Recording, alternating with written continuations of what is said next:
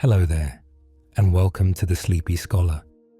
Tonight's journey takes us back to the warm, amber-hued world of Thanksgiving.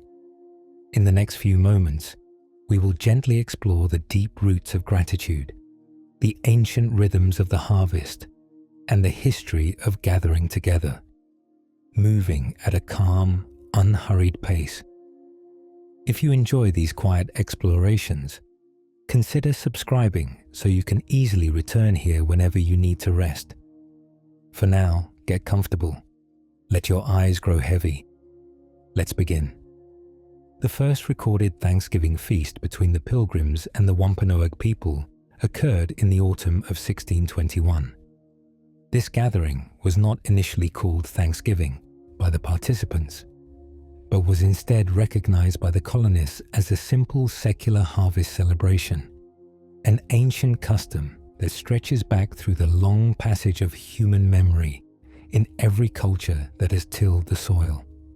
The Pilgrims themselves had a separate tradition of religious days of Thanksgiving, which involved fasting and prayer in recognition of specific divine blessings or relief from disaster. And these somber ceremonies bore little resemblance to the joyous three-day feast that unfolded in Plymouth. This shared moment of bounty stretched across 3 full days, a testament to the sheer scale of the provisions and the genuine, though temporary, sense of peace found between 2 very different worlds meeting on the edge of a new continent. Governor William Bradford sent 4 men out fowling to gather the wild birds, and the Wampanoag contribution was substantial, offering 5 deer to feed the community, demonstrating a generosity of spirit that the cold pages of history sometimes forget to whisper. The enduring memory of this event is less about the formal declaration of a holiday and more about the simple, profound act of sharing food when the winter dark was drawing near. The Mayflower voyage itself lasted 66 days, carrying the weight of expectation and fear across the vast, indifferent ocean. The small ship, a floating universe of its own, began its momentous journey from Plymouth, England, but its true destination became the shore of what is now Massachusetts, a land unseen by their current maps, yet already alive with its own ancient peoples and histories. The rough Atlantic waves were a constant, relentless companion, challenging the passengers in a tight space of about 98 feet long, or roughly 30 meters, barely longer than a modern tennis court, making the endurance of the journey itself a true act of historical will. Tragically, at least 1 passenger and 1 crewman died during the crossing, but a new life was also born on the endless blue, symbolizing the continuous cycle of transformation that travel and migration always entail.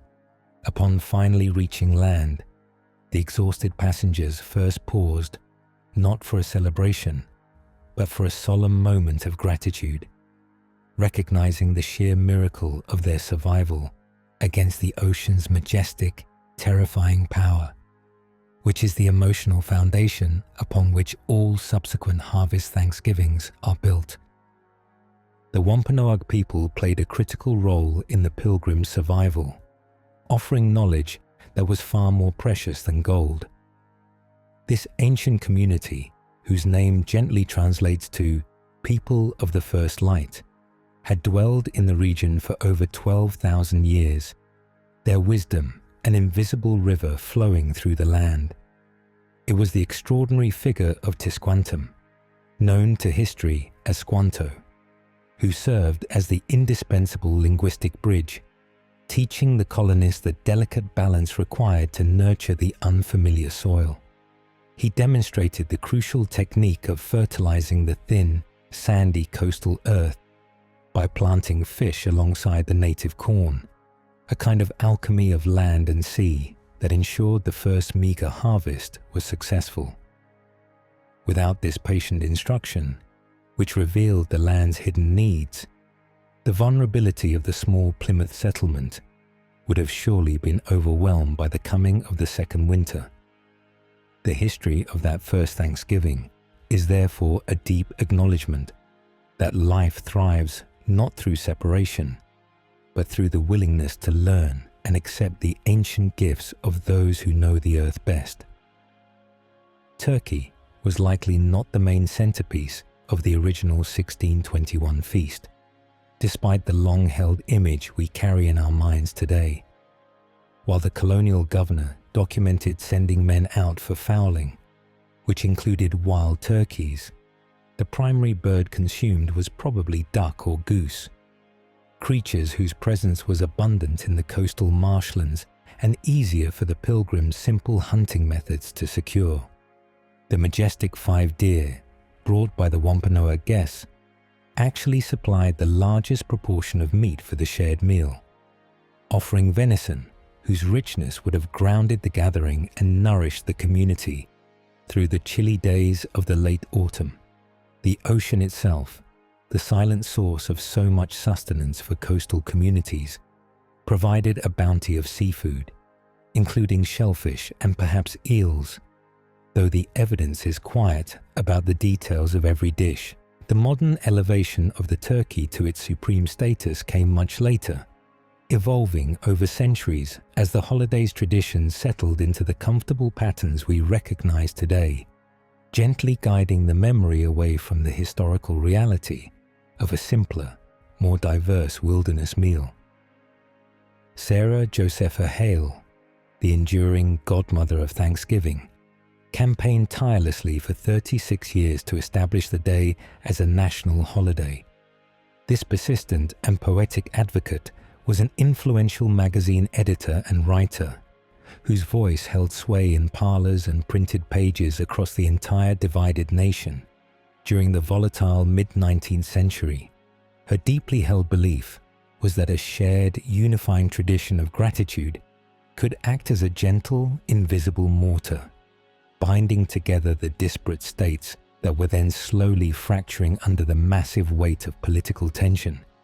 She penned innumerable editorials and letters to 5 different presidents, patiently urging them to recognize the unifying, peaceful power of a common day of national thanks, a time when all citizens could pause to reflect not on what separates them, but on the shared blessings of the country.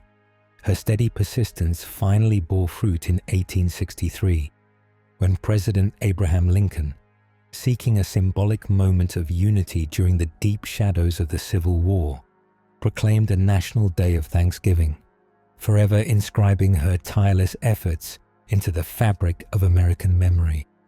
President Abraham Lincoln officially declared Thanksgiving a national holiday in 1863 during the height of the Civil War, seeking a moment of national healing and repose. In his majestic proclamation, which carried the full weight of a nation in turmoil, Lincoln chose to set the observance for the last Thursday of November, echoing the rhythm of tradition that had already begun to take root across the states. The profound suffering and sacrifice of the war years had sharpened the nation's sense of loss and deepened the need for a collective moment to acknowledge the blessings that still remained, viewing gratitude as an act of powerful resilience against the tide of darkness. The establishment of this national holiday was an act of profound political and emotional architecture, inviting citizens to momentarily lay down their internal struggles and remember the shared foundation of their collective life. A recognition that even in the deepest shadow, the light of human goodness and the abundance of the natural world continue their unstoppable work. This day, born from conflict, remains a beautiful testament to the enduring human capacity to find grace amidst the struggle. The traditional side dish of mashed potatoes did not appear at the 1621 Plymouth feast because the potato was not yet commonly cultivated in North America. The culinary landscape of the early 17th century was a slow-moving tapestry, and the familiar, comforting potato that anchors our modern tables had not yet completed its migration from its ancient home in the Andes to the northeastern shores of the continent.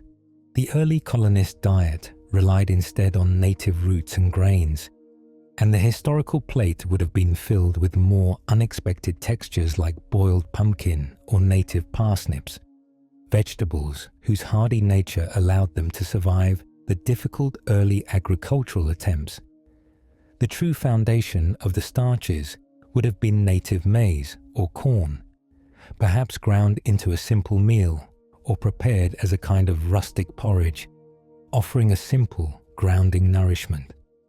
The comforting mashed potato, the softest anchor of the modern meal, is a gentle addition that centuries of culinary exchange have gifted to the holiday, reminding us that even the most enduring traditions are themselves slowly changing, growing things. The Macy's Thanksgiving Day Parade first stepped onto the streets of New York City in 1924, though it was originally called the Macy's Christmas Parade. This dazzling procession was conceived by Macy's store employees, many of whom were first-generation immigrants who wished to celebrate the American holiday season with the grand, colorful flair of their own European festivals. The initial spectacle featured no soaring balloons, but instead showcased live animals borrowed from the Central Park Zoo, including elephants, camels, and donkeys, creating a moving pageant that delighted the crowds lining the streets. The massive, iconic character balloons that now float like smiling giants above the city's concrete canyons did not make their gentle debut until 1927, marking the beginning of the aerial tradition that has since become synonymous with the holiday's celebratory morning. This annual parade, now a beloved ritual across the nation, serves as a whimsical collective dream, a magnificent opening curtain to the more reflective season of gratitude and giving that follows. The idea of breaking the wishbone, the delicate focula of the turkey, for luck, is a tradition that descends from the ancient Romans. The Romans inherited the custom from the ancient Etruscans, who believed that the small Y-shaped bone possessed prophetic powers, a vessel that could hold a small fragment of the future. After a feast, the bone was allowed to dry until it became brittle, and then two people would pull on its opposing sides, with the person holding the larger piece said to receive a wish that the universe would quietly consider granting. This seemingly simple game, played with a tiny avian bone, is actually a beautiful echo of human hope stretching back thousands of years, a small, enduring ritual demonstrating our need to infuse the mundane moments of life with a sense of possibility and magic. This tiny act of seeking good fortune remains a beloved punctuation mark at the end of many Thanksgiving meals, a small, shared moment of gentle, suspended hope. The traditional Thanksgiving pardoning of a turkey by the President of the United States is a relatively modern and whimsical custom. While documentation is somewhat varied, the official ceremony can be traced back to 1989, when President George H.W. Bush formally institutionalized the custom, though presidents before him had received turkeys as gifts, some of which were spared. The current ritual involves a single, majestic bird being ceremonially declared free from the culinary fate of its brethren, an act of gentle, symbolic mercy performed before the watching nation. This pardoned turkey is usually sent to live out its days in a peaceful sanctuary, free from the bustling pressures of the holiday season, a living testament to the possibility of unexpected grace. The ceremony itself is a light-hearted moment of pause, a brief acknowledgement that even in the midst of a holiday dedicated to feasting, there is room for a simple act of mercy. The term Black Friday, the day following Thanksgiving, originally carried a heavy, entirely different meaning in the 19th century. In the financial markets of 1869, the name described a devastating economic panic caused by the collapse of the gold market, a truly stressful, chaotic day that sent shockwaves through the confidence of the nation's economy. Much later, in the 1950s, the police in Philadelphia used the term with growing frustration to describe the chaotic, traffic-snarled, and exhausting day after Thanksgiving, when massive crowds of shoppers and tourists descended upon the city before the annual Army-Navy football game. This stressful, intense surge of people caused headaches for law enforcement and local business owners, who struggled to manage the overwhelming influx. The modern, gentler association of Black Friday with retailers moving into the black or achieving profit is a softer, later invention, a rebranding of an originally fraught concept, transforming the day from one of chaos and stress into one of consumer ritual and eager anticipation.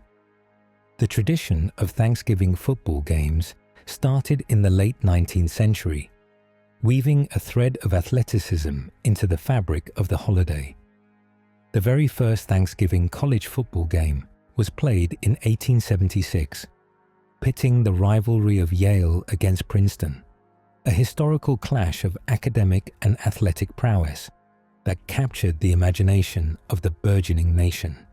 This early tradition took hold quickly because the holiday offered a rare shared day off, providing the perfect stage for communities to gather and engage in a collective, invigorating shared experience before the evening's family celebrations commenced.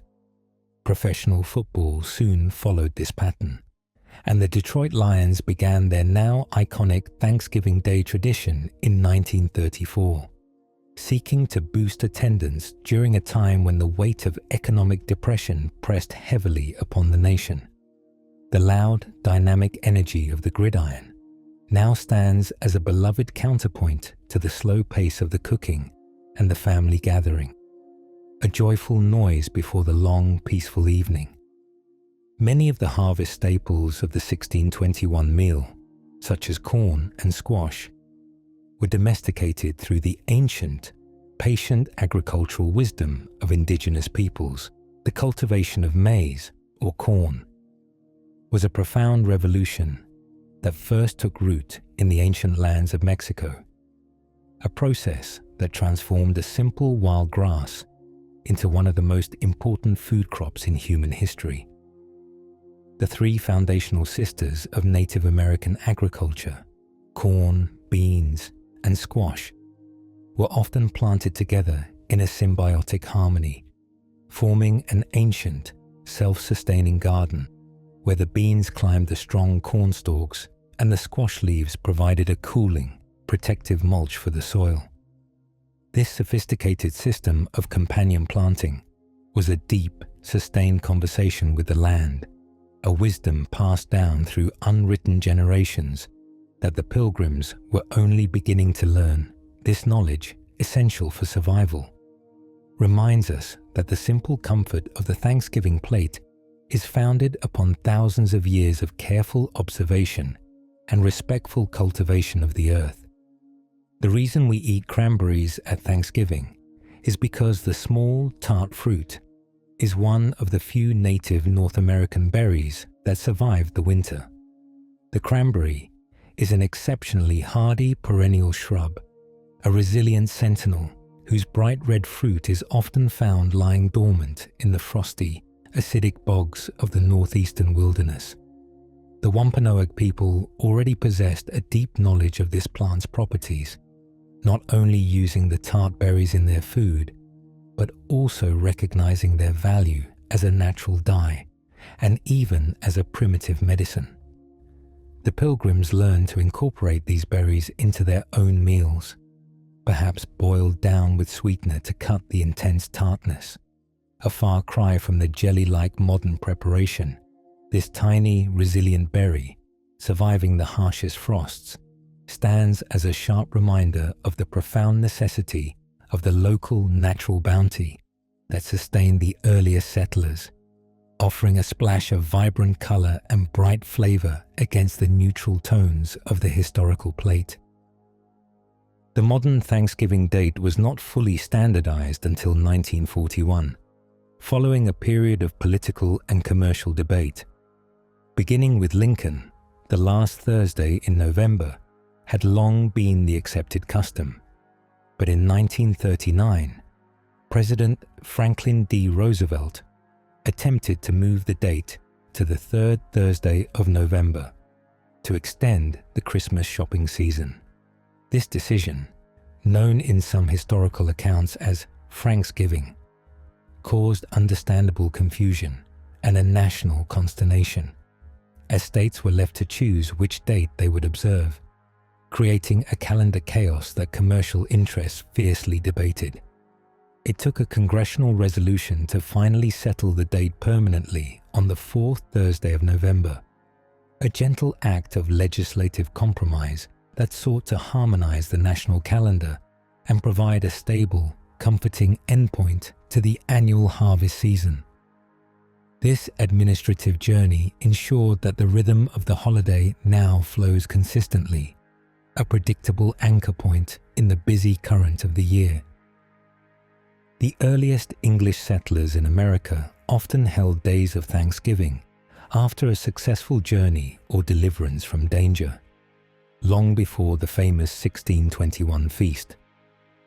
One such solemn religious observance was recorded in 1619 in the small settlement of Berkeley Hundred, Virginia, where the newly arrived settlers gave specific instructions that the day of their landing should be kept yearly and perpetually as a day of thanksgiving to God. These early occasions were typically religious in nature, often involving fasting and prayer, rather than the festive community feasting that the Massachusetts story implies. They were moments of profound reflection upon the invisible hand of providence that they believed had guided them through the vast, unpredictable ocean and the unknown perils of the New World. These disparate, early solemn moments across the colonies show that the deep human impulse toward gratitude was a constant thread woven through the entire colonial experience, long predating the singular harvest feast we now collectively recall. The traditional Thanksgiving dessert of pumpkin pie did not make its appearance until decades after the 1621 event, due to the lack of proper ingredients and baking equipment. While the Pilgrims had access to the native squash known as pumpkin, they lacked the butter, refined flour, and suitable ovens necessary to create the light, familiar pastry we now cherish. Instead, the early settlers likely prepared pumpkin by simply hollowing it out, filling it with milk, honey, and spices, and then roasting it directly in the ashes of the hearth, creating a dense, earthy custard. The concept of a true pie, with its delicate, flaky crust, was an evolution that only took firm hold once the colonies became more established, and trade routes provided the necessary provisions for a more European style of baking. The iconic pumpkin pie, now a sweet, aromatic symbol of the season, is therefore a delicious, comforting testament to the slow fusion of European culinary tradition with the harvest of North America. The simple tradition of saying grace or a blessing before the meal is a deep echo of the earliest religious and secular observances. For the Pilgrims, their faith infused every action, and a prayer of solemn gratitude before eating was an almost constant practice, acknowledging what they believed to be the true source of their sustenance. The Wampanoag people, too, held profound reverence for the earth and the creatures that sustained them, and their own ceremonies and expressions of thanks to the natural world were woven seamlessly into their daily lives. The act of pausing, closing the eyes, and offering a few soft words before the meal is a timeless, shared moment that transcends specific religious creeds, a simple ritual that honors the journey of the food from the earth to the plate and the presence of those gathered around the table. It is an enduring, beautiful testament to the human need for thoughtful reflection before consumption. Wild turkey feathers were considered valuable and were often used by indigenous cultures not just for decoration, but also for crafting important ceremonial objects. The feathers, possessing a natural beauty and a majestic scale, were carefully gathered and sometimes used to adorn the attire of community leaders and warriors, serving as visible symbols of status and honor. The Native Americans utilized every part of the animals they took, viewing the process as an act of deep respect, ensuring that no life was taken in vain. The large, sweeping tail feathers of the turkey, in particular, were used to stabilize the flight of arrows and sometimes woven into large protective cloaks. This ancient wisdom of utilizing the whole creature stands in sharp contrast to the modern focus on only the culinary use of the bird, reminding us that the natural world provides gifts that extend far beyond the dinner plate, enriching culture and ceremony. The famous Plymouth Rock, often portrayed as the exact landing spot of the Pilgrims, is more a symbol of enduring memory than a precise historical anchor. While the colonists certainly disembarked onto the nearby shore, there is no contemporary 17th century record that specifically identifies this single granite boulder as their precise stepping stone. The historical identification of the rock only arose 121 years later, in 1741, when a 94-year-old elder in the community claimed to remember hearing that his father, one of the original Pilgrims, had first touched the New World upon that stone. Whether literally accurate or not, the massive boulder, a silent witness to the endless tides, has come to represent the immense moment of arrival and the courage required to leave the old world behind. It stands today as a powerful monument, an unchanging symbol of the foundation of a story that has long been intertwined with the American identity. The Pilgrims' diet was often supplemented by shellfish like mussels and clams, which were easily gathered from the plentiful coastal shorelines. The Pilgrims, facing the difficulty of cultivating crops in the new and unfamiliar soil, relied heavily on the immediate, generous bounty of the ocean and the coast. Turning to the sea as a reliable source of protein, mussels, in particular, can cling to rocks in vast, dark clusters, offering an easy, accessible harvest that required no complex hunting or agricultural expertise. The sandy beaches and tidal flats yielded clams and oysters, whose presence was a lifeline during the often lean times of the first years. These small, humble creatures, drawn from the ceaseless rhythm of the tide, represent the often overlooked foundations of the early settlement's survival, a reminder that sustenance often waits patiently at the boundary between the land and the vast blue water. The use of silverware, particularly forks, was uncommon among the Pilgrims at the time of the 1621 feast, meaning most food was eaten with knives and spoons, or simply by hand. The fork, that precise little utensil we now take for granted, was a relatively new and still somewhat controversial import to English custom, often viewed with suspicion or dismissed as an unnecessary foreign affectation by the more austere English settlers. Therefore, the meal would have been a more tactile, intimate experience, where hands reached directly for the shared food, demonstrating a less formal, more communal way of eating. That modern etiquette has smoothed away the absence of the fork meant the focus remained squarely on the simple act of sharing and consuming the bounty, rather than on the choreography of modern dining, connecting the participants directly to the rich textures and warmth of the harvest feast. The Pilgrims primarily drank beer and hard cider at the original feast because water sources were often contaminated and thus unsafe for consumption. The process of brewing, which involves boiling water as a necessary step, created a safer, more shelf-stable beverage, a practical solution to the constant peril of waterborne illness that haunted the early colonial period. Both adults and children consumed these mild, fermented drinks, which were much weaker than their modern counterparts, serving more as a fundamental beverage than an intoxicant.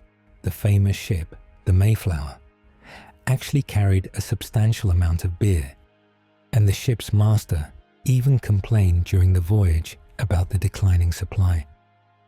This historical detail underscores the critical role that basic survival needs played in dictating the daily customs of the time, revealing how the need for safe liquid sustenance shaped the very contents of the Thanksgiving cup.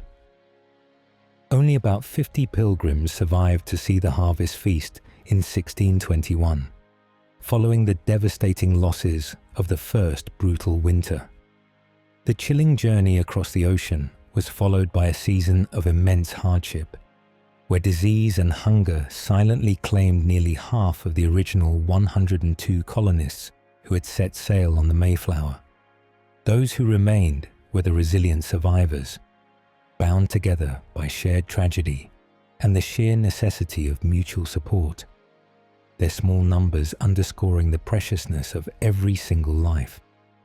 The gathering with the Wampanoag therefore represented not just a harvest celebration, but a collective sigh of relief, a moment of profound gratitude that they had endured the valley of the shadow and emerged into the light of the autumn sun. The empty chairs at that first table represent the heavy cost paid for the small, precious triumph of that shared meal. The cranberry, that signature Thanksgiving fruit, is known for its remarkable ability to bounce, due to the tiny, air-filled pockets within the berry. This unique quality is so reliable that commercial cranberry growers actually use this gentle bounce test as a simple, effective way to determine the freshness and ripeness of the harvested fruit, allowing the perfect berries to separate easily from the soft, damaged ones. When the fields are flooded for harvest, the air in the berries causes them to float majestically to the surface, appearing as a vast, vibrant carpet of red upon the water, a truly breathtaking sight of natural abundance. This buoyant quality, a hidden marvel of botanical engineering, underscores the magic contained within the smallest elements of our traditional feast, reminding us that even the simplest fruit carries a surprising secret of resilience and unique form. The original Thanksgiving meal would have included a wide variety of native nuts, such as walnuts, chestnuts, and beech nuts. Gathered in the abundant autumn forests, these hard-shelled treasures, patiently collected after they fell from the trees, provided essential fats and proteins that were crucial for survival during the long, lean winter months that lay ahead. The Pilgrims learned to forage for these gifts alongside their Native American neighbors, recognizing the wisdom of the woods and the importance of preparing for the coming cold nuts. Would have been served whole, perhaps cracked open at the table, or ground and incorporated into rustic breads and porridges, lending an earthy depth to the simple fare. This reliance on the immediate wild abundance of the forest floor reminds us that the feast was not solely an agricultural triumph, but a celebration of the entire, generous wilderness. The early Puritan colonists viewed fasting and prayer as far more sacred forms of religious thanksgiving than feasting and merriment. The concept of a formal, solemn day of thanksgiving, declared by a governor or religious leader, was a day of intense religious devotion, often involving a cessation of all work and a deliberate abstinence from food. This stark reverence stood in direct contrast to the lively, secular harvest celebration they shared with the Wampanoag in 1621, which they themselves referred to simply as a period of rejoicing. This distinction is important because it reveals that the modern holiday, with its emphasis on family, food, and football, is primarily an evolution of the secular harvest festival, rather than the earlier, more austere religious observances of the Pilgrim faith, a gradual shift from solemnity to shared joy. The art of smoking and preserving meat was critical for the survival of the Pilgrims, allowing them to stretch the bounty of the autumn feast through the hard winter. Without modern refrigeration, every successful hunt or plentiful harvest required immediate, patient preservation, a slow alchemy of salt, smoke, and air. Venison from the Wampanoag's deer contribution would have been cut and hung in smoky enclosures, the wood smoke acting as a protective barrier against decay. This foresight and skill in preservation was a profound act of defiance against the harsh uncertainty of the northern winter, turning a moment of temporary abundance into a sustained source of life. The stored meat was a promise of survival, a gentle reassurance against the looming cold, demonstrating the deep connection between the autumn feast and the daily struggle for enduring sustenance. The Pilgrims likely had no maple syrup at the 1621 feast, as the complex process of tapping and boiling the sap was an indigenous skill they had not yet fully mastered. The transformation of the thin, watery sap of the maple tree into the rich, amber syrup we cherish requires deep, specialized knowledge of the winter tree and the timing of the thaw, wisdom that the Wampanoag held closely. The Pilgrims' primary sweetener would have been wild honey, if available, or perhaps molasses brought from overseas, or even simpler fruit-based sweeteners. It was in the following years that they would learn the slow, patient art of tapping the forest from their Native American teachers. Realizing that the gentle awakening of the spring trees held a profoundly sweet gift, a natural sugar source far superior to what their old world had offered. The first official day of Thanksgiving, proclaimed by George Washington as president, occurred in 1789, a moment that bound the new nation to the tradition of gratitude. This national call to observance was issued just months after Washington's inauguration, establishing the holiday as one of the very first unifying, non-political traditions of the nascent republic, gently asserting the need for collective reflection. Washington designated Thursday, November 26th, as the date, urging citizens to acknowledge what he saw as the favor of Providence in the successful, peaceful establishment of their new government and their newfound constitutional freedoms. Although this was a formal, singular declaration that did not establish an annual precedent, it represented a crucial step in weaving the threads of scattered colonial observances into a truly national tapestry. This declaration emphasized that the concept of gratitude was not merely personal or regional, but foundational to the American experiment. The wild turkey, a creature of majestic stature, can run at speeds up to 25 miles per hour, or roughly 40 kilometers per hour, a true master of the forested ground.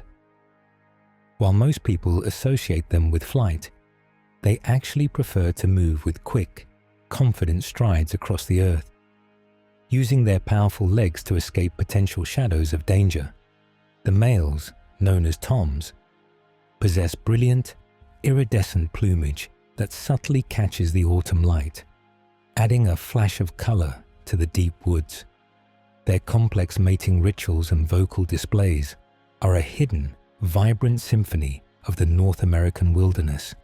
Largely unheard by humans, this magnificent bird, now the culinary symbol of the holiday, carries within its very being the untamed energy of the vast forests that surrounded the early American settlements, embodying the strength and speed of the natural world. Cranberry sauce was not commercially canned and popularized until 1912, a significant moment in the modernization of the Thanksgiving table. Before this industrial innovation, families had to patiently prepare the tart, deep red sauce from scratch, an aromatic process that required careful simmering and sweetening of the resilient native berries. The arrival of the canned sauce, with its smooth, geometric perfection and its unwavering consistency, was a gentle convenience that released the cook from a time-consuming step, providing a readily available, familiar side dish for the masses. This seemingly simple change allowed the holiday's traditions to spread and solidify quickly across a nation that was moving ever faster, assuring that the bright, tart counterpoint of the cranberry was present on virtually every American table, regardless of regional history or domestic skill. The Pilgrims and Wampanoag people communicated through the necessary medium of interpreters, as they did not share a common language. Squanto, or Tisquantum, was the most historically significant linguistic bridge, possessing the tragic and rare experience of having learned English after being taken captive and traveling across the sea to Europe before finding his way home. His unique command of both worlds allowed for the vital exchange of agricultural knowledge and, most importantly, the establishment of the peace treaty that ushered in the shared harvest celebration.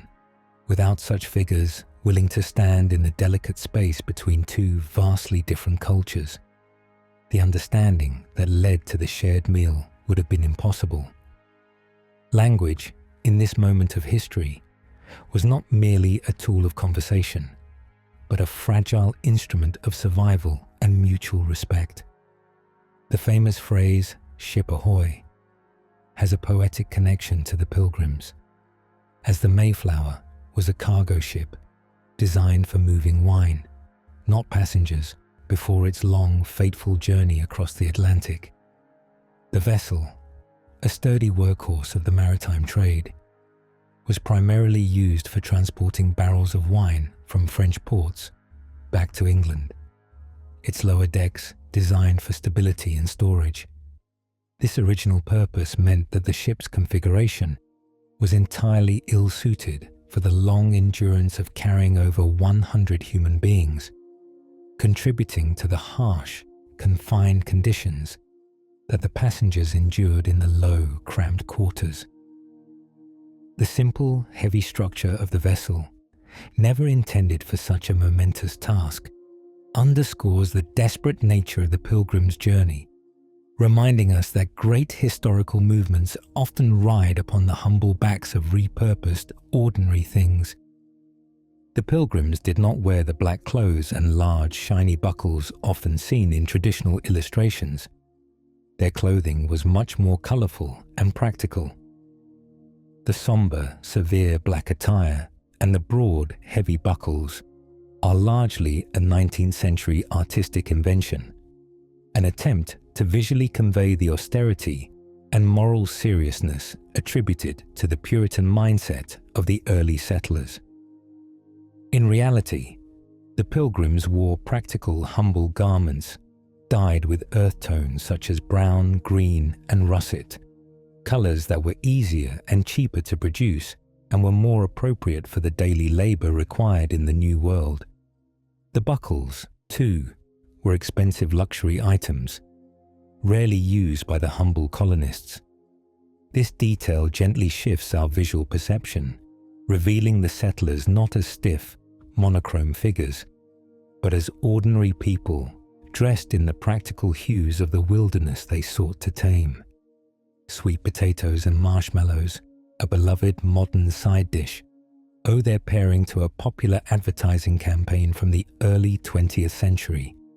The creation of this sugary combination can be traced back to 1917, when the Angelus Marshmallow Company sought a unique and enticing way to market its soft, puffy confections to home cooks across the country.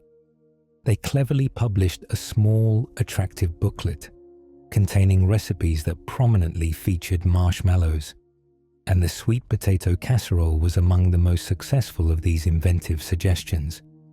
This simple, calculated act of marketing quickly took hold, transforming a basic root vegetable into a celebrated, rich holiday indulgence.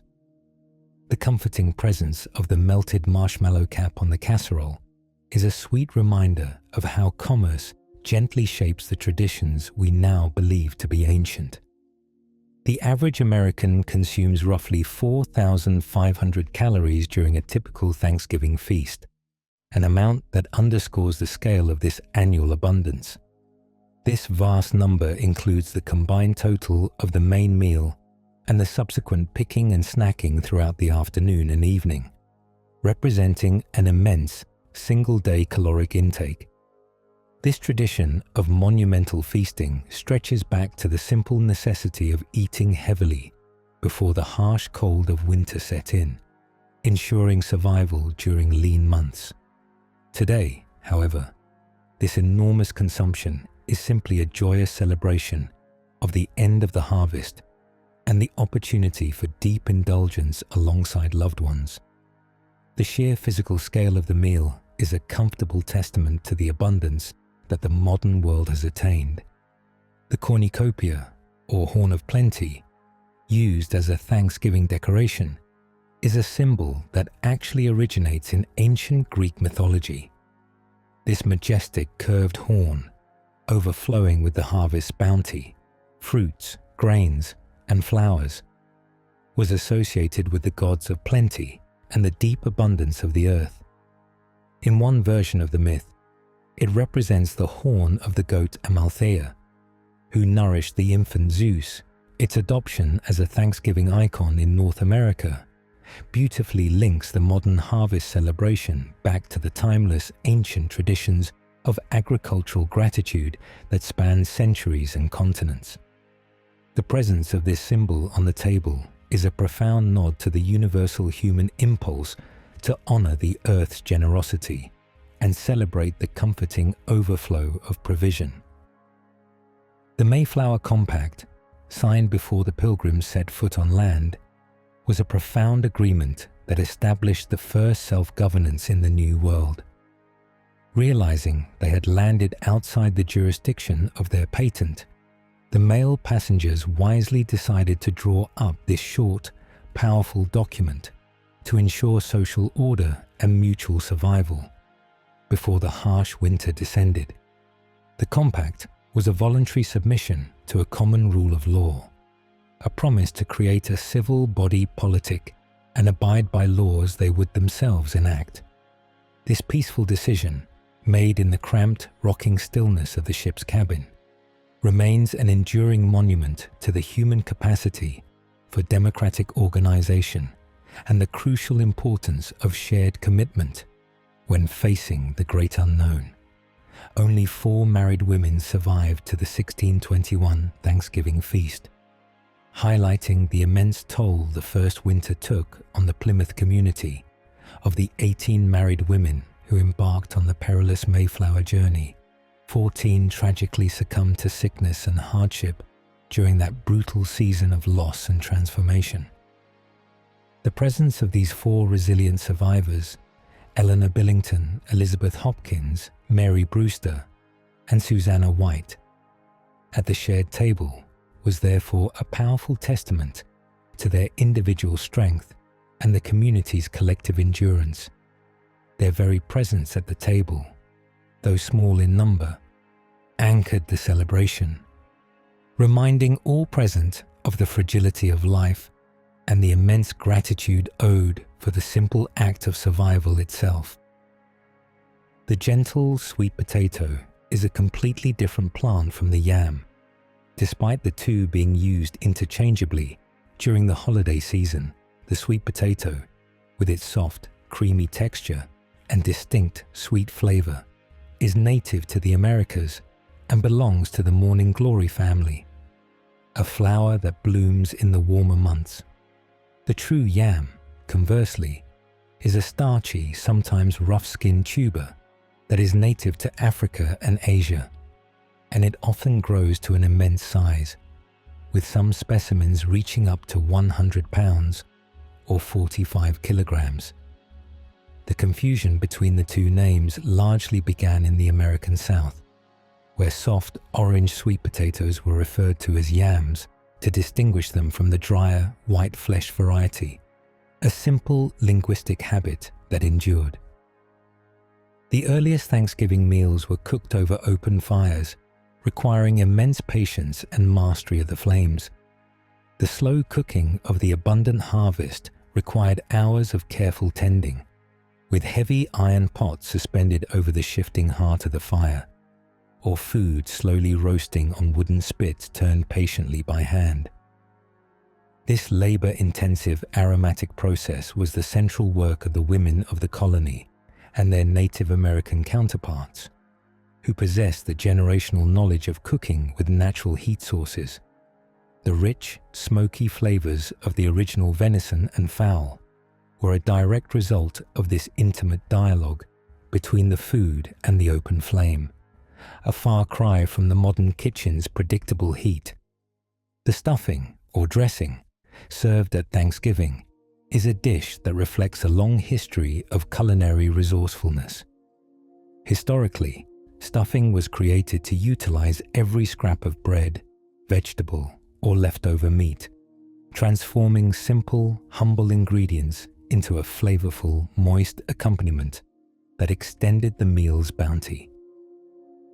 The term dressing is often used in the southern United States to denote a version baked outside the bird, allowing for a crispier top layer, while the term stuffing typically refers to the mixture cooked inside the cavity of the turkey, absorbing its deepest flavors. This humble side dish, composed of transformed fragments of other foods, is a gentle culinary metaphor for the holiday itself, a blending of diverse, simple elements to create something rich, comforting, and wholly new. The tradition of sharing a Thanksgiving meal in Canada dates back to 1578, predating the famous Plymouth Feast by over 4 decades. This earlier North American observance occurred in what is now Newfoundland, led by the English explorer Martin Frobisher, who sought to offer thanks for the safe passage and survival of his expedition through the harsh, cold waters of the far north. Unlike the later Harvest Feast in Massachusetts, this was a specific religious ceremony of gratitude for deliverance from the dangers of the vast sea, focused on solemnity rather than agricultural bounty. Canada's national Thanksgiving holiday is now observed on the second Monday of October, a date chosen to align with the earlier, more northern harvest, providing an earlier point of reflection on the cycle of the seasons. The act of traveling long distances to gather with family is one of the most stressful yet defining elements of the modern Thanksgiving experience. The movement of millions of people across vast stretches of land, some 50 miles or 80 kilometers, others thousands, creates one of the busiest travel periods of the year in the United States, momentarily transforming the nation into a single, kinetic organism. This voluntary, collective surge of movement, fueled by the deep pull of home and family connection, underscores the profound importance of this day as a fixed point in the changing year. The temporary stress of the journey yields to the comfort of arrival, confirming that the ultimate destination is not a place on the map, but the shared warmth of the ancestral table and the steady, familiar presence of loved ones. The practice of serving sweet apple cider, often spiced and warmed, at Thanksgiving also connects the holiday to the deeper traditions of autumn harvest. Cider is a quintessential seasonal beverage, representing the final sweet, aromatic pressing of the apple orchards before the trees settle into their long winter slumber. The warmth of the spiced beverage provides a gentle, comforting contrast to the chill of the late November air. offering a moment of rustic satisfaction, whether served cold, as a simple expression of the fruit's final essence, or heated, with the soft aromas of cinnamon and clove. The presence of cider on the holiday table is a beautiful seasonal farewell to the sweetness and bounty that the entire long year has offered. One of the earliest recorded Thanksgiving dinners in the White House took place in 1863, the very year the holiday was officially declared national by President Lincoln. After issuing his proclamation that set aside the final Thursday of November for national observance, Lincoln and his family held a traditional family dinner within the elegance of the executive mansion. This simple act of observance provided a powerful, visible example to the war-weary nation, emphasizing the importance of gratitude and repose even when the shadows of conflict were at their deepest. Although details of the specific menu remain elusive, the act itself solidified the White House's role as a custodian of the nation's most unifying traditions, reminding citizens that even at the highest levels of governance, the comfort of the family meal remains paramount. The modern domesticated turkey is too heavy to fly, a consequence of centuries of careful, intentional breeding for increased size and meat yield. The wild ancestor of this magnificent bird, in contrast, possesses a lighter, more athletic build, allowing it to soar short distances at speeds reaching up to 55 miles per hour, or nearly 90 kilometers per hour, a truly majestic feat of avian physics. The sheer weight of the modern turkey, optimized for the scale of the Thanksgiving feast, means it is generally earthbound, moving with a grounded dignity. This transformation from a soaring creature of the sky to the centerpiece of the holiday table is a visible testament to the profound, slow influence of human agricultural desires on the natural world, gently shaping the very form of the bounty we celebrate.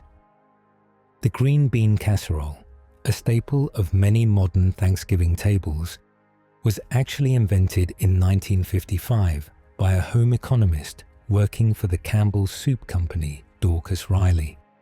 Working in a test kitchen, devised the simple, comforting recipe using only 6 common ingredients, anchored by Campbell's cream of mushroom soup and the crunch of fried onions. The recipe was created as an attempt to popularize the use of readily available canned soup in weeknight cooking, but its ease and comforting familiarity ensured that it quickly found a permanent place among the grand, complex dishes of the annual holiday feast. This enduring side dish, a humble creation of the modern era, illustrates how simple, accessible convenience can quickly evolve into an immutable, cherished tradition for millions of families across the nation. The practice of serving sweet potatoes in the form of pies or custards was already common in colonial Virginia before the 1621 Plymouth Feast. Sweet potatoes, being a native crop of the warmer southern regions, were far more readily available and integrated into the local diet of the southern colonies long before they became a staple of the colder north.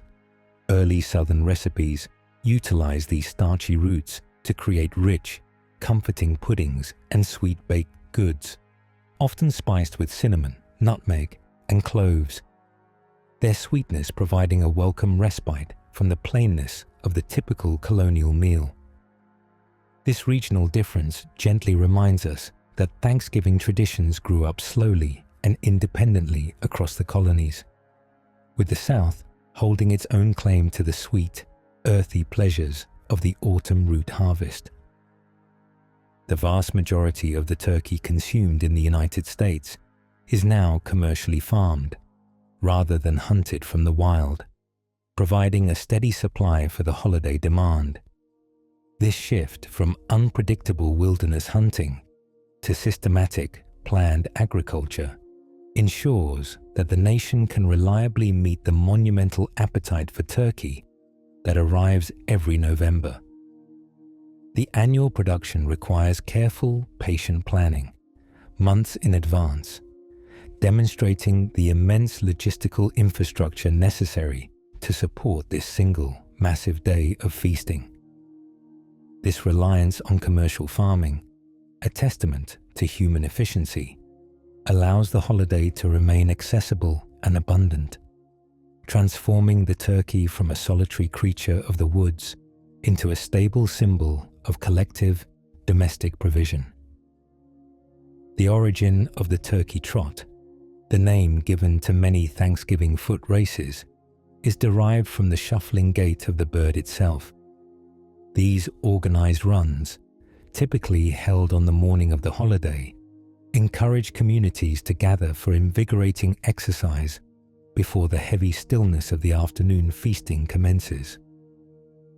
The phrase playfully references the turkey's characteristic walk, a steady, purposeful stride that the birds use when moving across the farmyard or the open field. Participation in these light-hearted, communal events acts as a physical acknowledgement of the body's need for movement before the consumption of the grandest meal of the year, transforming the day from a purely sedentary observance into an active, shared celebration of health and community. President Calvin Coolidge once received a live raccoon as a Thanksgiving gift, which his family gently decided not to eat. This unique incident occurred in 1926, when a citizen sent the small masked mammal to the White House to be served at the holiday table, a truly unexpected and humorous presentation of the traditional main course. Instead of consuming the creature, the First Lady, Grace Coolidge, quickly developed a fond affection for the raccoon, which was adopted as a family pet and given the endearing name Rebecca. This surprising small detour in White House history reminds us that traditions are often subject to moments of humor and personal whimsy, transforming a solemn gift into a cherished companion who lived out its days in the comfortable elegance of the executive mansion. The famous Wampanoag leader present at the 1621 feast was Massasoit, whose presence ensured a fragile but essential peace. Massasoit Usamequin, the sachem of the Wampanoag Confederation, arrived at the Pilgrim settlement not alone, but with a substantial delegation of approximately 90 men, a truly large and powerful statement of presence.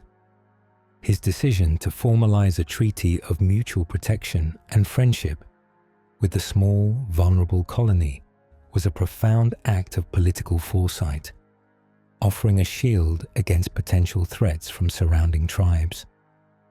The fact that the subsequent harvest feast unfolded peacefully, with both groups sharing the bounty, was a direct result of the wise diplomacy and trust established by this key indigenous leader. The gentle aroma of sage is the quintessential scent of Thanksgiving stuffing, lending an earthy depth to the holiday meal. Sage is one of the oldest herbs known to human history, its name deriving from the Latin word salvare, meaning to save, an acknowledgement of its ancient medicinal properties and its enduring value as a preservative. When baked slowly within the bread and vegetables of the stuffing, the herb releases its warm, slightly peppery, and aromatic fragrance, an invisible, comforting signature that fills the entire house.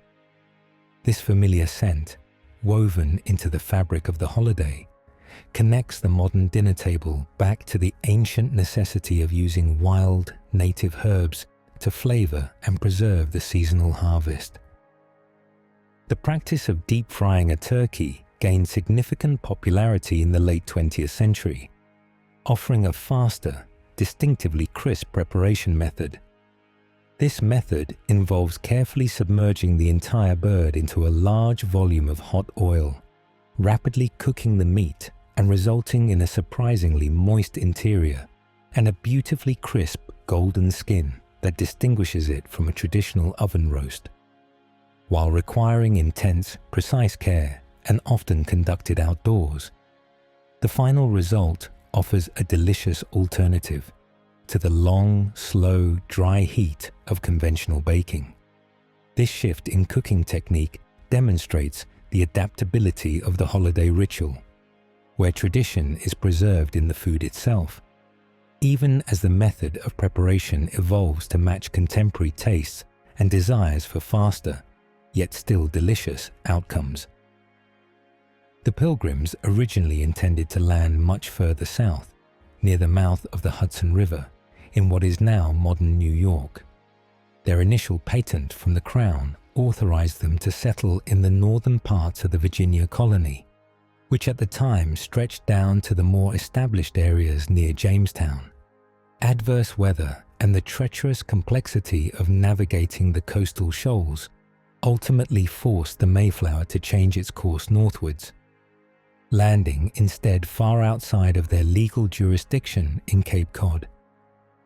This unexpected forced diversion, a decision made in the midst of oceanic stress, was the powerful, accidental twist of fate that led to the signing of the Mayflower Compact and the establishment of the Plymouth colony in a place none had originally chosen. The tradition of giving thanks for a bountiful harvest stretches back to ancient agricultural societies across the globe. Long before the Pilgrims sailed, many cultures observed elaborate festivals dedicated to honoring the earth for its generous provision and ensuring the continuity of the cycles of growth. The ancient Greeks held the Thesmophoria, and the Romans celebrated Cerealia, both honoring the goddesses of grain and fertility with carefully prepared feasts and ceremonies. These deep roots confirm that the impulse to pause, gather, and express profound gratitude at the end of the agricultural cycle is a universal human experience, linking the modern Thanksgiving table to a timeless, shared reverence for the powerful, giving forces of nature. The dark meat of the turkey, beloved for its rich flavor and moist texture, requires a higher cooking temperature than the lighter breast meat.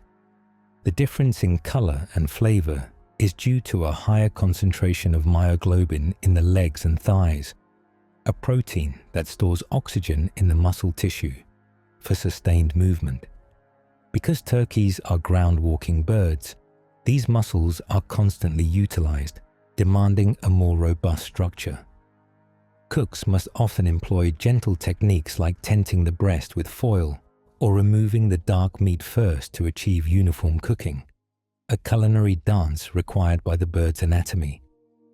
This attention ensures that every piece of the bird reaches its comforting, flavorful perfection on the holiday table. The use of simple wooden trenchers and shells as plates was common at the 1621 feast, not the fine china of modern tradition. Trenchers were thick, square slabs of wood, hollowed out to hold the food, serving as a functional, durable piece of dishware for the settlers. The Wampanoag guests likely brought their own, more traditional wooden or woven bowls, and sometimes even the large, sturdy shells of clams or oysters were used to hold the various foods of the feast.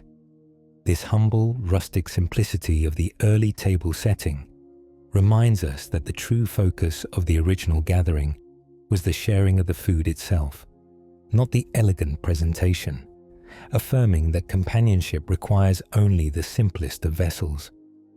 The American Automobile Association, or AAA, has been tracking Thanksgiving travel statistics for decades, establishing the metric for the holiday's massive movement.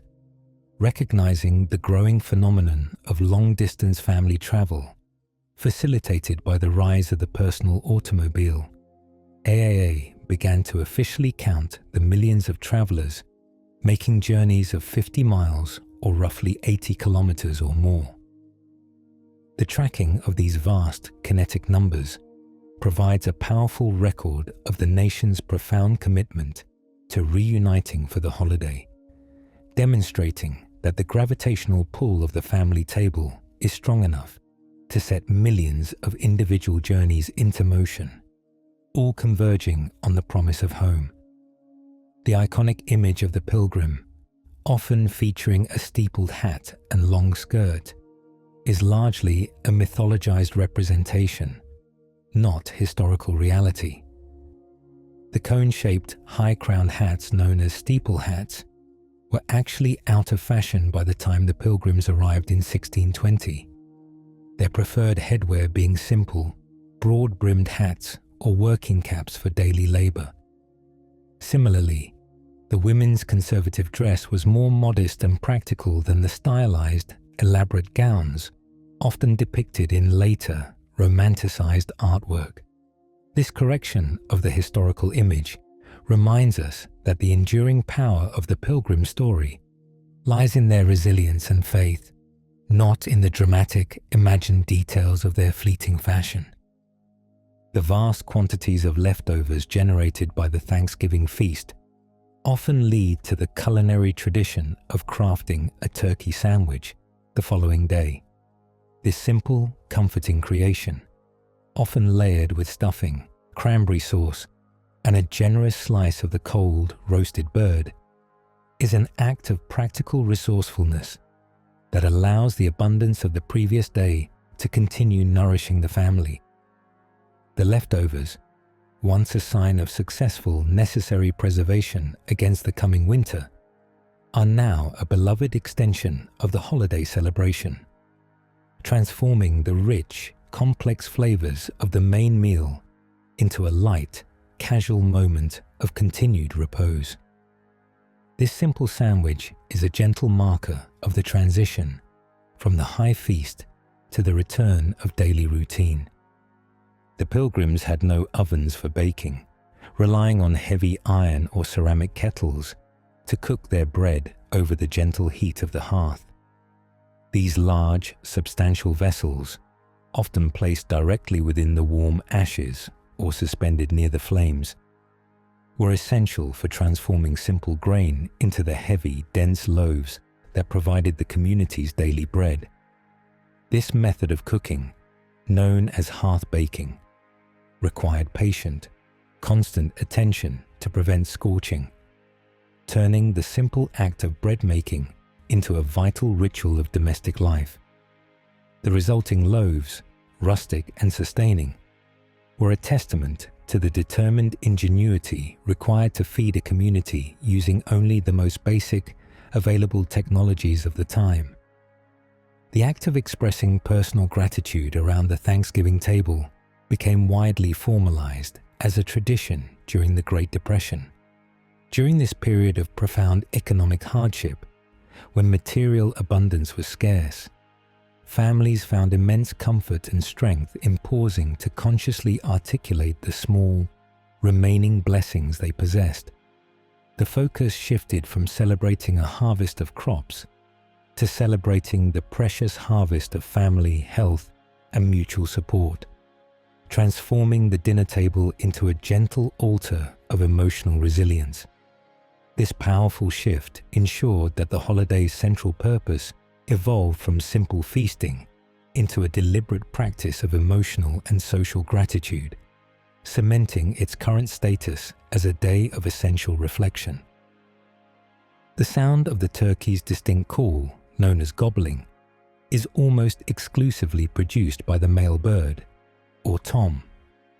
The elaborate, loud vocalization is primarily used during the spring mating season, serving as a powerful, resonant announcement of his presence to attract females and assert dominance over rival males in the dense forest. While the hens can produce softer yelps and clucks, the unmistakable sound of the gobble is a unique auditory signature of the male, echoing across the wilderness. This detail ensures that the distinctive sound associated with the holiday bird is fundamentally a declaration of strength and the persistent drive of life and reproduction in the natural world. The tradition of breaking out old family china for the Thanksgiving meal is a profound act of connecting generations through delicate, cherished objects. These meticulously stored plates, bowls, and serving pieces, often inherited from parents and grandparents, carry the invisible weight of countless past holiday dinners and the silent memories of those who have since passed into the long night. The careful laying of this heirloom china transforms the ordinary table into a gentle landscape of familial history, momentarily elevating the domestic ritual into a shared ceremony of remembrance and continuity. This simple act of bringing out the fragile, beautiful dishes underscores the holiday's deeper purpose: to honor the endurance of the family line and to provide a tangible link to the comforting patterns established by those who came before us.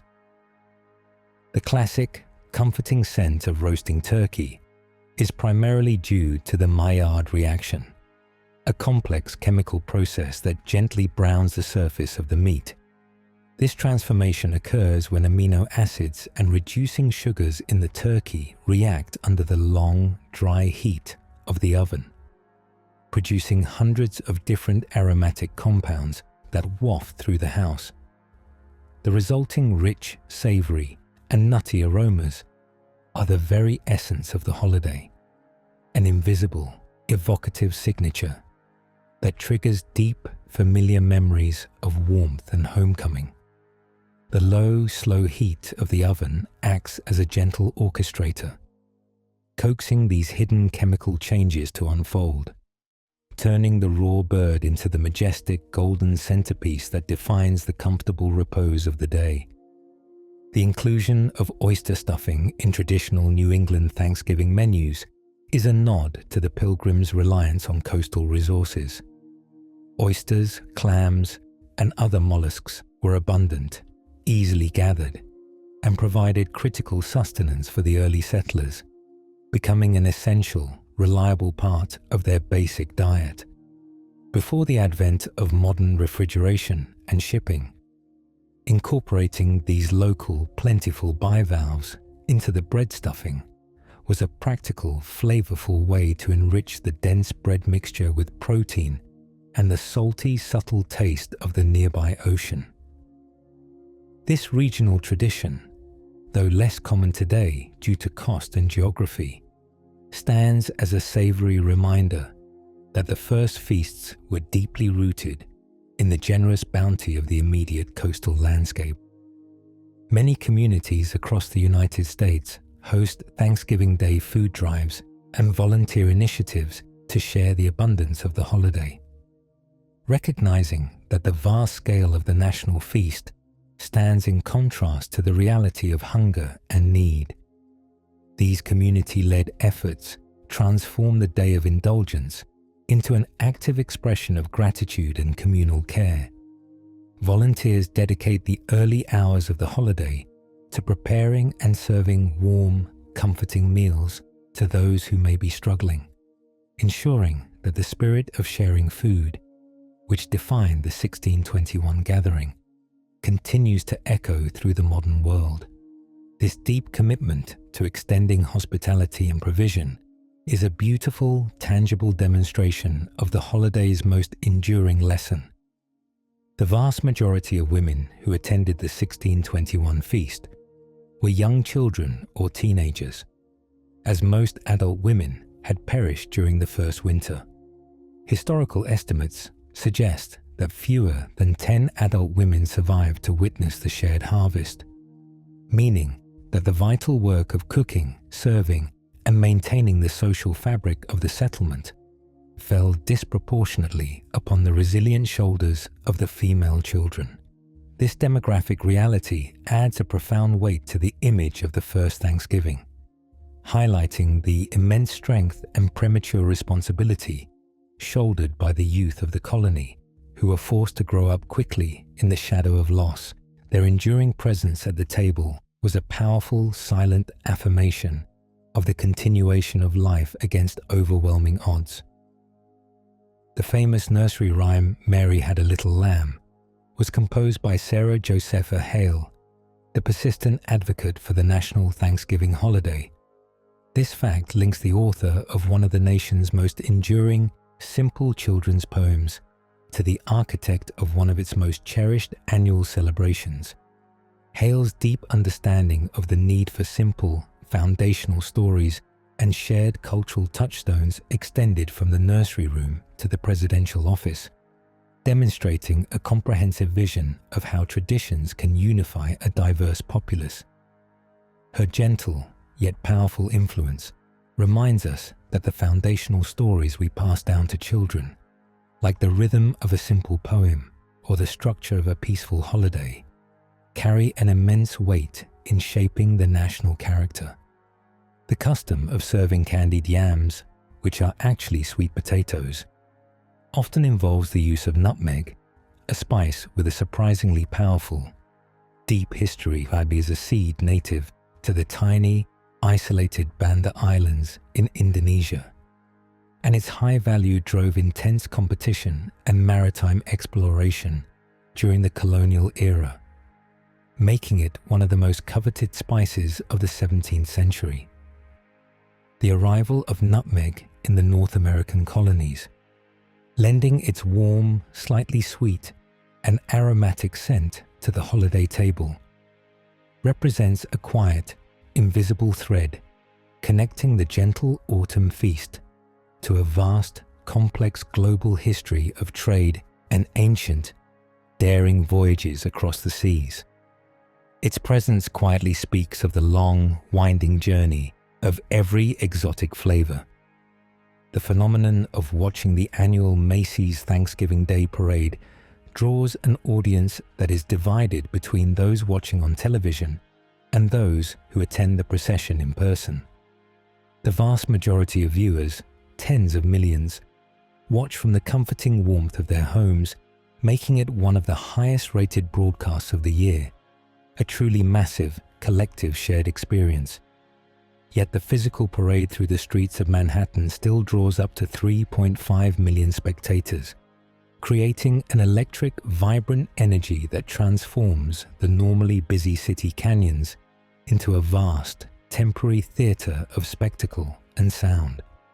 This duality reminds us that the holiday is both an intimate, domestic ritual observed in living rooms and a colossal, shared civic celebration. The historical evidence suggests that the main method of cooking corn at the 1621 feast was likely boiling, creating a simple, hearty corn mush or porridge. Although the colonists had learned to grow the native maize, they lacked the grinding equipment and refined flour necessary to create the delicate, familiar cornbreads of later centuries. The corn would have been slowly cooked with water and perhaps some available fat or sweetener, transforming the hard kernels into a soft, grounding sustenance that filled the belly and provided necessary warmth against the autumn chill. This simple use of the foundational native grain underscores the rustic reality of the first harvest meal, a testament to the fact that survival often depends on turning the humblest of raw materials into nourishing, comforting food. The tradition of placing candles on the Thanksgiving table is a gentle custom that symbolizes warmth, light, and the peaceful passing of time. In the historical sense, fire provided the only illumination for the long evenings of the early settlements, making the flicker of a candle a necessary source of comfort and a defense against the deep shadows. In the modern context, the candle flame acts as a visual focal point, a calming, golden presence that softly reflects the faces gathered around the shared bounty. The deliberate lighting of the flame is a simple ceremony, signifying the warmth of the home, the gratitude for the light of life, and the slow approach of the winter season. The concept of a potluck Thanksgiving, where each family brings a dish, has become a popular, practical, and gentle modern tradition. This collaborative approach transforms the immense, single burden of cooking the vast feast into a shared, communal experience, allowing every guest to contribute their own signature flavor and skill to the collective bounty. The potluck structure beautifully reflects the foundational spirit of the 1621 feast, where both the Pilgrims and the Wampanoag people contributed substantial, diverse elements to the communal table. This act of shared contribution reinforces the holiday's true meaning, that the greatest joy is found not in personal perfection, but in the harmonious blending of different gifts. The vast majority of the wild turkeys found across North America belong to the eastern wild turkey subspecies, known for its impressive size. This particular subspecies, the most numerous and widely distributed, is the same lineage that the Pilgrims would have encountered in the dense forests of the early 17th century. These birds are known for their incredibly sharp eyesight and wariness, making them difficult to hunt, which is part of the reason the Pilgrims relied on the more easily secured ducks and geese as well. Their ability to survive across vastly different climates is a natural testament to the resilience of a creature whose very existence is now indelibly linked to the story of the American feast. The use of herbs like thyme and rosemary in savory holiday cooking also carries a deep symbolic meaning inherited from ancient cultures. Thyme, with its small leaves, was historically associated with courage and strength, while rosemary, with its pine-like fragrance, was a symbol of remembrance and loyalty. When these herbs are used to flavor the stuffing and the bird, their gentle, earthy aromas infuse the meal with these profound, invisible virtues. The subtle, aromatic presence of these ancient herbs reminds us that the Thanksgiving meal is not only about physical nourishment, but also about the emotional architecture of family bonds and the enduring strength required to live through the passing years. The first presidential Thanksgiving proclamation that specifically mentioned the Pilgrims was issued by President Grover Cleveland in 1896. Prior to this, the proclamations had generally focused on themes of national unity, peace, and the blessings of harvest and liberty, keeping the language broad and universally applicable. Cleveland's choice to specifically invoke the foundational story of the Plymouth settlers represented a deliberate attempt to link the holiday's observance back to a single, historically resonant origin story, cementing the Pilgrims' role in the national memory of the holiday. This recognition affirmed the powerful symbolic importance of that single shared harvest meal in the autumn of 1621. The sheer weight of the collective human population on Earth is reflected in the massive demand for the Thanksgiving turkey. Annually, approximately 46 million turkeys are consumed in the United States alone during this single holiday, a truly staggering testament to the scale of modern feasting. The logistical coordination required to raise, process, and distribute these millions of birds to every corner of the vast nation is an immense achievement of the modern food industry. This enormous, synchronized consumption underscores how the simple ancient impulse to give thanks for the harvest has transformed into a reliable rhythm of organized annual abundance. The tradition of having a designated children's table at the Thanksgiving feast is a gentle custom that provides a special space for younger generations. This separate, often smaller table, usually located away from the serious conversation of the adults, allows children a feeling of autonomy and shared camaraderie amongst their peers. The children's table symbolizes the generational continuity of the holiday, acknowledging that the future of the tradition rests with the young. It is a space where youthful laughter and shared secrets help shape their own indelible memories of the autumn feast. ensuring that the holiday spirit will be carried forward by the next generation. The vast amount of waste generated by the holiday's enormous consumption is a profound modern consequence of abundance. The estimated 200 million pounds, or roughly 90 million kilograms, of turkey meat alone that ends up uneaten and discarded each year reminds us that the scale of modern feasting often far exceeds the actual need. This shadow cast upon the celebration prompts reflection on the meaning of true gratitude and the responsibility that comes with such immense, readily available provision. The call for mindfulness and a gentle reduction of waste is a new, necessary tradition, being woven into the fabric of the ancient harvest celebration. The gentle, sweet flavor of many Thanksgiving desserts, including pecan and apple pie, is enhanced by the use of cinnamon, a spice derived from the bark of a tropical tree.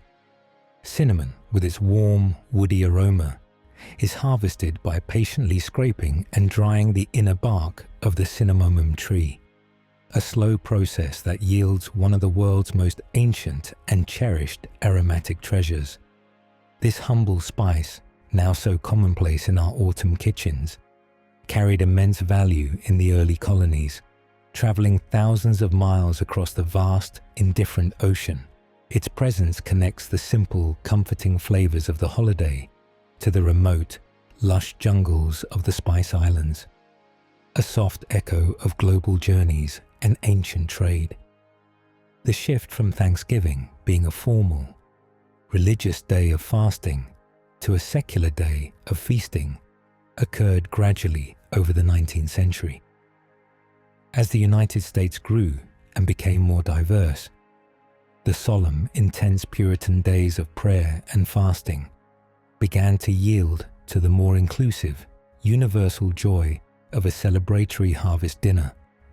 Open to all traditions, this organic transformation made the holiday more accessible and unifying for a mixed population, ensuring that the essence of gratitude remained, but the form of expression evolved into a day centered on food, family, and shared repose.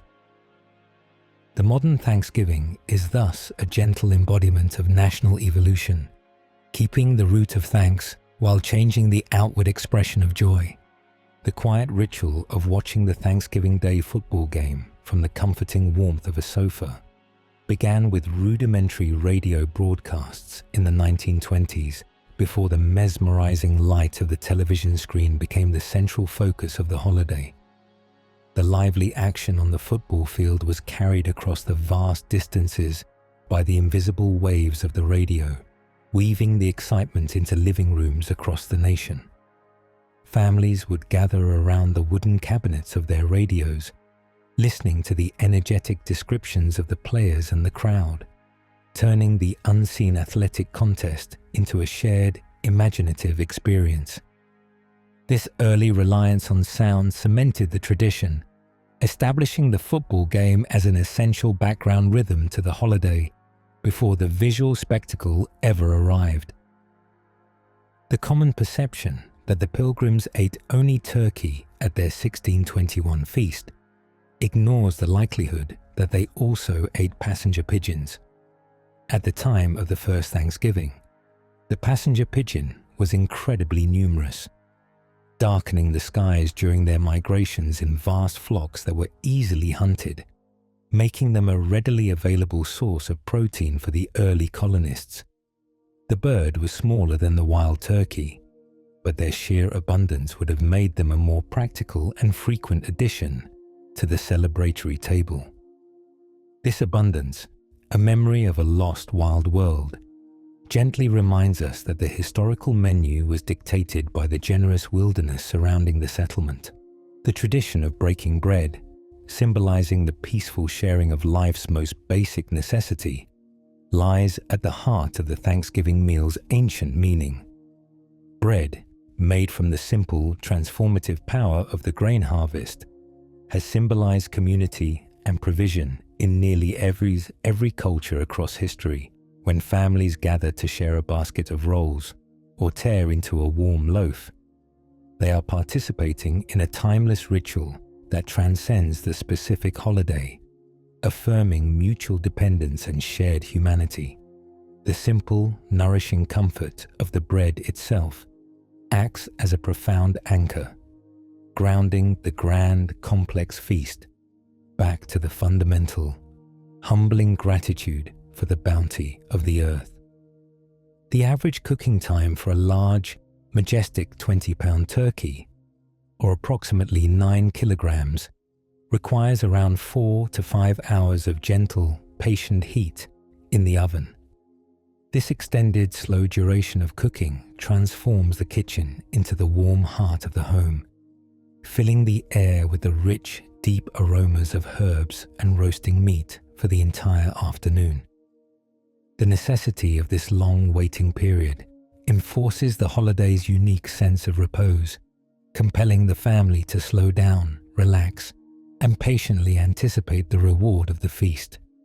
This long, aromatic wait is itself a defining part of the holiday, a sustained exercise in patience and shared expectation. The Pilgrims' decision to leave the Netherlands, where they had lived for 12 years before sailing to America, was due in part to their fear of losing their distinct cultural identity. While they had found a place of religious tolerance in the bustling city of Leiden, the settlers were concerned that their children were growing up speaking Dutch and assimilating too much into the local culture, slowly eroding their unique English heritage. Their move to the wilderness of North America was therefore an act driven not just by a search for religious freedom, but by a deep need to preserve their language, customs, and sense of community for the next generation. This cultural struggle provided a powerful, invisible motivation for the treacherous voyage across the vast ocean. The small act of setting an extra place at the Thanksgiving table is a gentle custom that symbolizes a willingness to welcome strangers and honor those who are absent. Whether this extra setting is intended for a guest who unexpectedly arrives at the door, or if it remains silently empty, representing a lost loved one or a soldier serving far from home, the gesture underscores the holiday's theme of inclusive hospitality. This simple, visible preparation asserts that the home and the feast are always large enough to encompass both presence and memory, keeping the door open to the world outside and honoring the ties of love that distance cannot break. The use of Native American fry bread has become a significant element in many modern indigenous Thanksgiving observances. This simple, nourishing bread, made from flour, sugar, and baking powder, is often served at intertribal gatherings and celebratory feasts, offering a communal staple that links the day to Native American resilience and ingenuity. While the recipe itself is rooted in the forced introduction of colonial commodity foods, its transformation into a shared, celebrated ceremonial dish demonstrates the deep capacity of indigenous cultures to adapt and create new, meaningful traditions out of hardship. This warm, comforting bread is a delicious symbol of survival and the enduring strength of community. The historical evidence suggests that the 1621 feast included a variety of wild fowl, not just turkeys, such as geese, ducks, and swans, whose graceful presence would have enriched the table. The phrase fowling, used in the historical accounts, is a broad term that encompasses many types of wild, winged game found in the coastal marshlands, all of which provided essential fat and protein. These diverse creatures of the water and the air were far easier for the Pilgrims' small hunting parties to secure than the wary wild turkey. The complexity of the historical menu, encompassing both the land and the vast sea, gently reminds us that the original feast was a pure, honest reflection of the entire surrounding wilderness. the aroma of warm yeast rolls or biscuits being served at the Thanksgiving meal is a profound, comforting symbol of domestic peace and settled life. In the early colonial days, the successful raising of yeast, a tiny, invisible alchemy of nature, was a delicate, celebrated achievement, ensuring the lightness and flavor of the bread. Today, the soft, rich texture of the warm roll provides a gentle, neutral anchor for the highly flavored dishes, a subtle comfort that demands little attention, yet offers immense satisfaction. This simple, humble act of serving warm bread silently affirms the stability of the home and the reliable, daily provision that sustains all life. The traditional presentation of the whole roasted turkey on the table is an ancient visual declaration of the feast's magnificent abundance. Historically, presenting the entire animal, fully intact and majestic, was a symbolic way to honor the successful hunt and the generosity of the season, assuring all present that there was more than enough food to satisfy every hunger. This visual statement of provision transforms the cooked bird into a sculpture of gratitude, centering the entire table around a single, golden, comforting presence. The carving of the turkey, a shared, gentle act of dismantling the magnificent centerpiece, further reinforces the communal nature of the holiday, distributing the bounty equally among all who are gathered. The tradition of having a grace period after the meal before cleaning up allows the family a moment of deep, collective repose and digestion. Rather than immediately rushing into the stress of clearing the dishes, this gentle pause allows the weight of the immense meal to settle, creating space for conversation, storytelling, or simply the peaceful silence of shared fullness. This deliberate, slow transition honors the scale of the feast and the importance of the company, suggesting that the human connection is more valuable than the immediate need for order. This insistence on slowness ensures that the final, lasting memory of the holiday is one of profound, unhurried contentment. The name Pilgrim was not initially used by the Plymouth settlers themselves. They primarily referred to themselves simply as saints or strangers.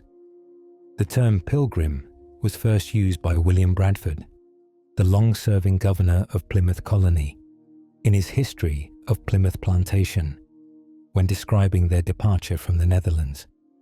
He used the term, which evokes the resonance of a long spiritual journey in a single passage. So they left that goodly and pleasant city, which had been their resting place near 12 years.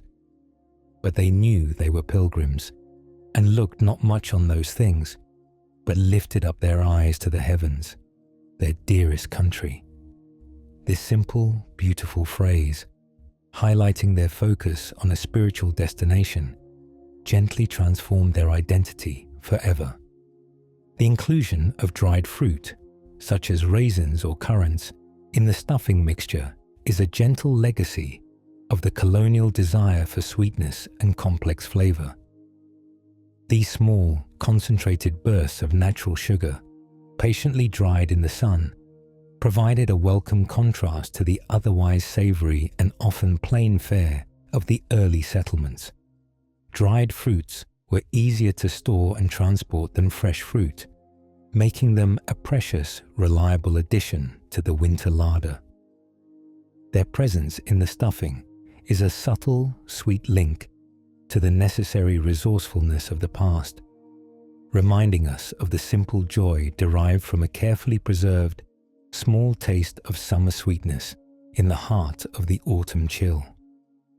The use of celery in modern Thanksgiving cooking, lending its fresh crunch to stuffing and other sides, is a relatively recent culinary addition. Celery, with its high water content and mild, grassy flavor, was not a staple vegetable for the early pilgrims, whose diet focused on heartier, more caloric root vegetables and long storing gourds, the widespread inclusion of fresh, crisp celery in the American diet only became popular in the late 19th and early 20th centuries, when better refrigeration and distribution made its availability possible. This small, humble stalk is a testament to the slow evolution of the holiday table, reflecting a modern appreciation for fresh texture that the early settlers could rarely afford. The traditional Thanksgiving Day prayer often includes specific thanks for the democratic freedoms and peaceful liberties enjoyed by the American people. While the earliest colonial Thanksgivings were focused solely on religious provision and survival, later national proclamations, especially those issued after the Revolutionary War, broadened the focus to include gratitude for political self-governance. This evolution reflects the dual nature of the holiday, honoring both the profound blessings of the earth's bounty and the essential dignity of human freedom and the rule of law. The inclusion of liberty in the blessing ensures that the act of giving thanks encompasses the strength of the nation itself. The vast difference between the modern domesticated turkey and its wild ancestor highlights the deep impact of genetics and selective breeding. The turkey that graced the 1621 feast was a slender, agile creature, possessing the ability to roam and forage freely in the wilderness. The modern broad-breasted white turkey, in contrast, is the result of focused breeding to maximize the amount of desirable white breast meat, a heavy domestic marvel of agricultural science. This massive transformation of the bird's form is a visible reflection of human ingenuity, demonstrating the deep, sustained effort required to produce the scale of abundance we now take for granted. The tradition of placing a floral or autumnal centerpiece on the Thanksgiving table is a gentle, visual acknowledgement of the beauty of the harvest season.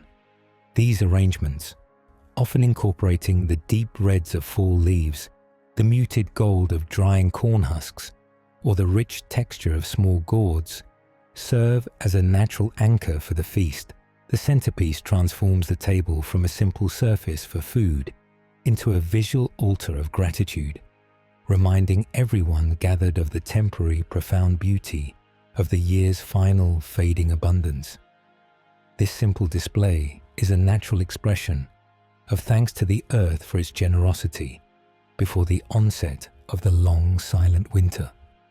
The first presidential proclamation of a national Thanksgiving holiday was not initially accepted by all states, revealing a regional reluctance to adopt a unified tradition. Even after Lincoln's 1863 declaration, many southern states, still deeply embroiled in the Civil War or scarred by its effects, resisted adopting the holiday, viewing the proclamation as an imposition by the federal government. It took several decades for the holiday to be uniformly and peacefully adopted across the entire nation, demonstrating that the natural rhythm of family and harvest eventually overcame the lingering shadows of political division. The holiday's success lies in the fact that its core meaning of gratitude transcends regional and political boundaries.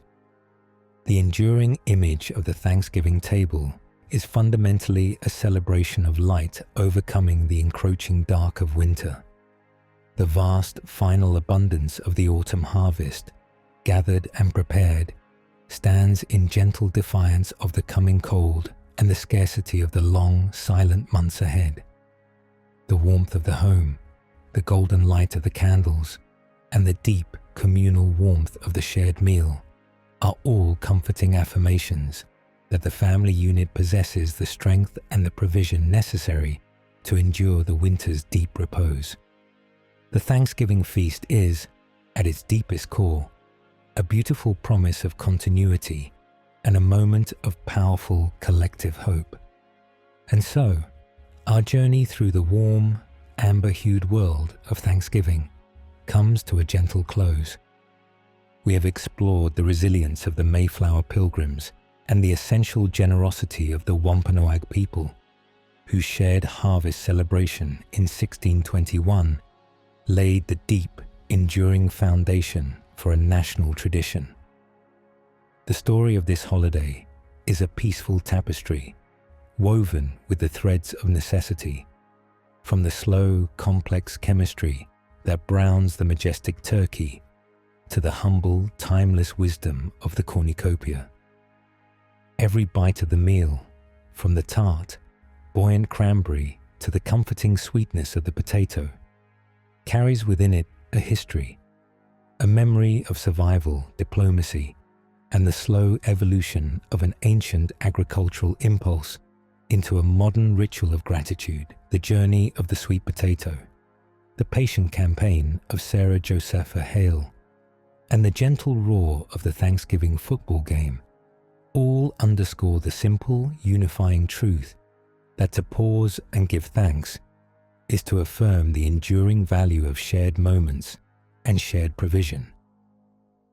May the simple, comforting facts of this history settle over you now, easing any lingering thoughts of the day. Remember the strength of the survivors, the patience required to cook the great feast, and the gentle beauty found in the shared company of loved ones. Let the enduring rhythm of the harvest and the soft, familiar sounds of the ending season carry you away from the concerns of the day and into a deep, peaceful quiet. If you happen to still be awake, that's perfectly all right. You can simply lie back, let the music keep flowing in the background, and drift in and out of the story at your own pace. But if your eyes are heavy, let the stories of Thanksgiving and the gentle music carry you softly into rest. Sleep well. Good night.